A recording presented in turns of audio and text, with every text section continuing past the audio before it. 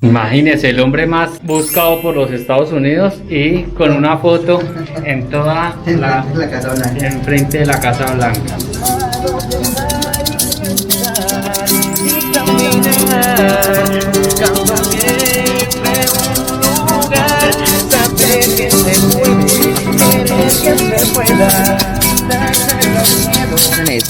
El barrio Pablo Escobar fue fundado en 1985, ¿cierto? En los años posteriores pues a que se descubriera que este señor Pablo Escobar no era pues el filántropo y empresario que todos creían, sino que era una persona pues dedicada a otras actividades no legales. En Antioquia todos conocen las inversiones en el campo de la industria, en el campo de la ganadería y en el campo de la construcción. Pero usted puede asegurar que su dinero nunca ha tenido vinculación con el narcotráfico. Siempre he asegurado que mi dinero no tiene vínculos con el narcotráfico. Bueno, y también aquí, encima de la avioneta Nápoles y de Pablo Escobar, detrás de rejas, encontramos a Terremoto, que es uno de sus caballos paso fino más costosos y uno de los que él más apreciaba, su caballo Terremoto. Entonces, ¿bien o qué? ¿Cómo va todo? Bien. Ah, bueno. Entonces en esa persecución y en todo ese proceso, la entrega del barrio se aceleró, porque el barrio estaba planificado para ser entregado unos años después, cuando estuviese totalmente terminado. Mi nombre es David Araque, habitante del barrio Pablo Escobar desde su fundación. Los invito a que conozcan el barrio Pablo Escobar de manera real. Por aquí va a estar apareciendo mi número telefónico y mis redes sociales para que me contacten si están interesados en conocer la historia del barrio. El barrio empieza como un proyecto urbanizador de una corporación a la que se le dio por nombre Medellín sin tugurios. Y si ustedes no saben, tugurio es una casa artesanal hecha con tablas y plástico. Tengo muy buenos amigos en la iglesia, obispos, sacerdotes, médicos, abogados, en los barrios populares, pero mis mejores amigos están en la comunidad de los tugurios, en el basurero municipal. Muchas gracias.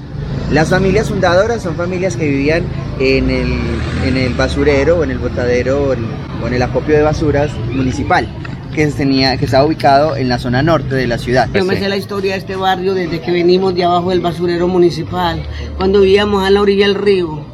Allá era más duro, ya cuando empezaron a hacer esto, cuando empezaron a pasarnos para acá. Es una historia linda y todo lo tengo acá, vean. Pablo Escobar, en su época de su afán de su interés político y demás, se dio cuenta a través de las noticias que habían constantes incendios y que las personas se veían muy afectadas porque vivían en esos suburbios, en esas casitas artesanales y en las cercanías con el botadero de basura, y esa situación de los constantes incendios lo llevaron a él y a un grupo de sus asesores y amigos a pensarse en comprar este terreno y urbanizarlo para darle vivienda a las familias que se alojaban allí.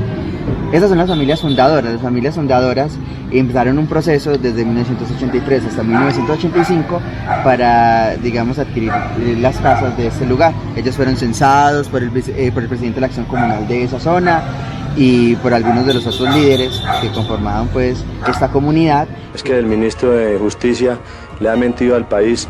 Con la muerte del ministro de Justicia Rodrigo Lara Bonilla y con la persecución que se empieza hacia Pablo Escobar, el proyecto toma otro rumbo debido a que no se puede entregar completamente. Quiero informar a la opinión pública que el señor ministro de Justicia tiene un plazo de 24 horas para que presente las pruebas concretas de la sindicación que me hizo en el día de ayer en la Cámara de Representantes. Solamente se puede entregar una cuadra, alrededor de 50 casas, totalmente terminadas, porque la idea era entregar las casas totalmente terminadas y amobladas. ¿Más o menos cuántas casas fueron? Los números no los conocemos de verdad, porque todo se convirtió en una leyenda urbana. Lastimosamente no hay registros de la Corporación Medellín sin tugurios, más allá de los que uno puede acceder en internet, porque digamos en la alcaldía y demás no hemos podido acceder a esa información de manera fidedigna. Entonces tenemos estimados. Algunos dicen que fueron 700 casas y en algunos casos dicen que fueron 1200 casas las que se entregaron. El número varía debido a que cuando hicieron el censo o cuando reconocieron el barrio como tal, muchas personas ya habían construido. Entonces el número de casas entregadas creció. No conocemos el número real de las casas que se entregaron cuando lo hizo la Corporación Medellín sin tugurios, porque luego ya las personas empezaron su construcción, la autogestión de la construcción de su casa, de un poco más artesanal. Muchas personas, incluso muchos de los líderes de acá, pues decidieron empezar a entregar a las familias que eran 2, 3 núcleos familiares en una sola casa. Algunos de los terrenos midieron y entregaron esos terrenos y las personas pudieron expandirse un poco más, el barrio creció un poco más. Hablarle cosas verdaderamente, como lo dice el compañero aquí, nadie cree, pero es una realidad nosotros tener un barrio como está este barrio, un barrio bonito, grande, un barrio crecido, un barrio sin violencia, porque prácticamente este barrio nació de la nada. Este barrio comenzó con un poquito de casas que hizo Pablo Escobar. Sí, de mi casita. Acá le di a mis hijas. A mí me dieron todo este lote, los Escobar. Sí. Estos eran unos arroyos miedosísimos. Aquí tienen las casitas, aquí le di a una hija. Aquí le di a una hija, aquí tengo a otra que ya están arreglando la puertecita porque se le está cayendo. Y esta casa mía me la arregló la alcaldía de Medellín, la ONG. Quedó linda mi casa. Ya cuando él murió, ya me tocó luchar este barrio porque estaba el Estado encima de este barrio, estaban las leyes de aquí en Medellín, estaban los delincuentes. Esto fue una tragedia grande que nos tocó. No, porque está aquí, porque el papá yo no era... A las 8 está adentro, está porque tiene que estar. Si están a las 8, el rejo pelano no era pareja. Y yo con los compañeros de Juntación Comunal y la comunidad nos tocó luchar mucho para poder llegar al punto donde está este barrio. Con todas estas obras se cuadró el arroyo, recogieron muchas aguas acá en esos edificios, todo esto. Esta carretera le hicimos la comunidad desde aquí hasta dar la vuelta allá. Nos sacaban machetes, revólver para que no hiciéramos la carretera y viendo que la necesitamos. Qué tristeza. Pero así es la historia de este barrio. Todas estas zonas de aquí para allá. Cuando Pablo hizo estas casas, hizo 250 casas, pero no estaban terminadas. Las casas estaban sin puertas, sin ventanas, sin servicio. Todo esto me tocó venderlos, pues dámelos los Escobar a mí. ¿Por qué? Porque todas las noches, cuando es que vender el solar para que partamos. Me tocó hacer de tripas corazón y vender la tierrita, claro, para cuadrar aquí el arroyo también que me estaba botando. Ya con la muerte de Pablo Escobar en diciembre del 93, para ese mes y los meses siguientes, la mamá, doña Hermilda Escobar, ella vino, se reunió con los líderes y decidieron hacer la entrega de los terrenos de la parte superior. Aquí con el programa Medellín Sin Tugurios, con la corporación, se entregaron las casas, arriba se entregaron los lotes. Las dimensiones son distintas porque las primeras casas se entregaron eran de 6 metros por 14. O sea, entregaron casas, pero también entregaron lotes. En la primera entrega se fueron las casas.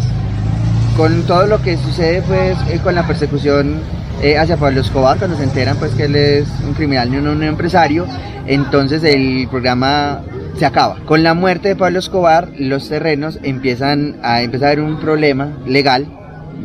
No sabían qué tan grande era el terreno, qué tan grande la propiedad, y las empresas urbanizadoras como Cataluña y demás, pues estas empresas estaban urbanizando las zonas aledañas, estaban como apropiándose de terrenos los cuales la mamá de Pablo Escobar y algunas de las personas decían que le pertenecían a Pablo Escobar, entonces hicieron la donación de los terrenos. Ese proceso empezó en ese mismo mes, el mes siguiente, o sea ya en enero del 94, y durante el 94 se hizo la entrega de las casas. Las casas se le entregaron a las madres solteras, cabezas de familia que vivían aquí en el barrio, y a las familias que nuevamente tenían el mismo problema de 2 o 3 núcleos familiares viviendo en una sola casa, que eran casas unifamiliares. Entonces entregaron esos terrenos a las personas que eran personas del barrio, pero también se le entregaron casas a personas de otros lugares, personas que habían quedado rezagadas o personas que eran familias, de las familias fundadoras de la primera etapa del barrio, que habían quedado en Moravia, que era la zona Moravia, el Bosque y toda esta zona norte de la ciudad, de donde son las familias fundadoras. También vinieron muchas personas de allá y personas en menor cantidad de otros lugares de Medellín y de lugares de Antioquia y del país. En muy pequeño número, la mayoría son las familias fundadoras, familias que ya estaban acá, núcleos familiares conformados dentro del barrio, y algunas personas que en algunos casos incluso habían regresado, porque algunos recibieron casas acá en la primera entrega y las dejaron a otros familiares y se devolvieron para seguir haciendo las actividades de reciclaje y demás en la zona de Moravia. Esa es como la génesis del barrio. Entonces ya podemos desplazarnos para ir conociendo un poco más cómo se va desarrollando la historia tanto del barrio, en paralelo con la historia del personaje Pablo Escobar y con la situación sociopolítica del país. Un saludo muy especial para todos los deportistas.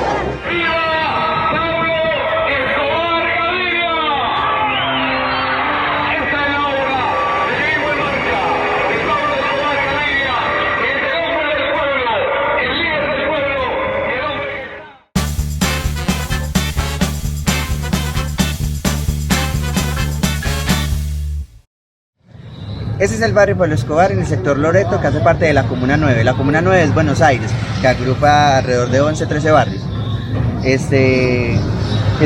Bueno, hace poco hizo una división política muy particular y ya no son tanto los barrios, sino como sectores.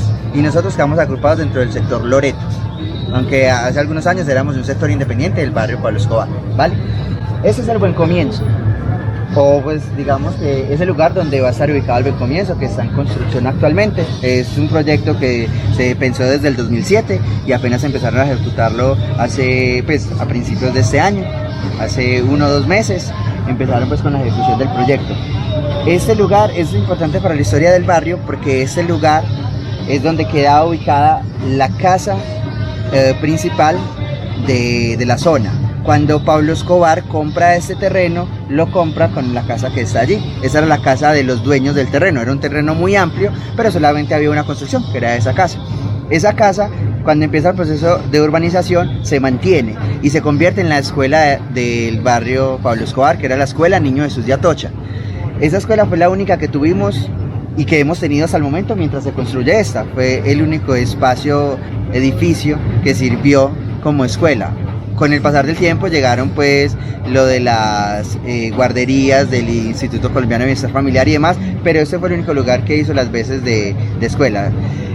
Para el año 95, por el deterioro de la casa, era una casa antigua, de esas casas hechas de tapia, de boñiga y demás, era una casa muy antigua y el tejado y las paredes empezaron a venirse abajo y el gobierno no quiso apoyar, ni mantener, ni restaurar. Entonces la casa empezó a venirse abajo y para el año 95, a mediados, ya para la época de vacaciones, nos pasaron hacia el colegio Miraflores, que con el tiempo absorbió a la escuela Niño Jesús de Atocha, y la escuela Niño Jesús de Atocha desaparece. Pero muchísimos aquí nos graduamos, yo creo que de aquí salieron los primeros graduados de primaria de muchas de las familias fundadoras. Con los años la casa empieza a ser como un mito, esta zona y demás, tanto es que hace algunos años el canal Discovery creó un programa que se llama Los Tesoros de Pablo Escobar, incluso hicieron unas tomas, unas grabaciones acá, vinieron, hicieron unas excavaciones y demás, y la gente cuenta que vinieron a buscar los tesoros y demás, pero nunca encontraron nada, ¿vale? Nunca dejó de ser un simple mito. Esto era un lugar icónico porque allí fue donde la primera generación de niños de las familias fundadoras empezó su proceso de escolarización.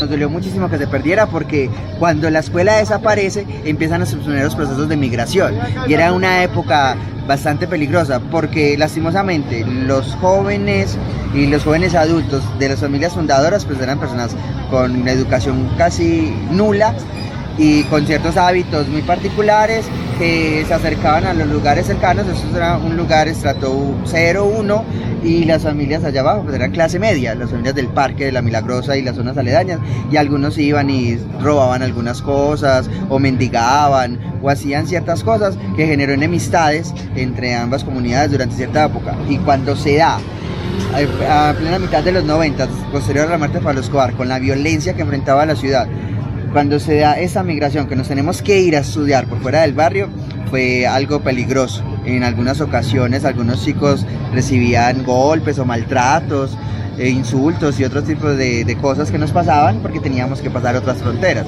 No tanto en la muerte en muchos casos, pero sí algún tipo de violencia por pertenecer al barrio Pablo Escobar. Entonces fue, digamos, una época difícil. Bueno, ya para despedirnos, esperamos que les haya gustado muchísimo el recorrido, espero vengan y nos visiten. Por aquí abajito van a estar apareciendo mi número de contacto y las redes sociales para que si les interesa y quieren conocer esta comunidad, se comuniquen conmigo, vengan para que les haga el recorrido, les enseñe el barrio, para mostrarles que cuentan la historia, no solamente de Pablo Escobar, sino de nuestro barrio y de nuestro país. Viajeros, acompáñenme en nuestro próximo capítulo para continuar con la visita al barrio Pablo Escobar, donde visitaremos los alrededores de este y donde conoceremos el polémico museo de Pablo Escobar, que funciona en este reconocido barrio de Medellín. Rey Corriendo te lo recomienda.